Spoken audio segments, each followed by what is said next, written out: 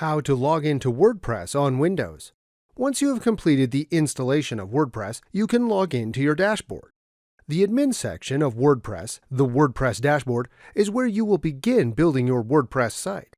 Please take note that your login credentials are not the same as your cPanel username and password unless you set them up as the same. WordPress installation URL. If you installed WordPress on the root of your domain, your URL to access WordPress would be example.com/wp-admin. WordPress username. This is the username you set up when initially installing WordPress. WordPress password. This is the password you set up when installing WordPress.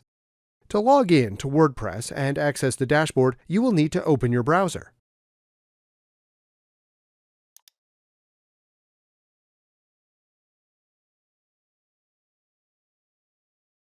Write your domain /wp-admin.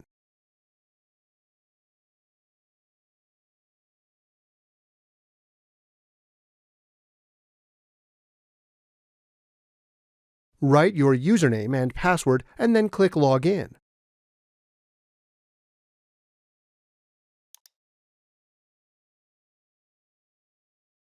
You have now logged in on WordPress on your Windows PC.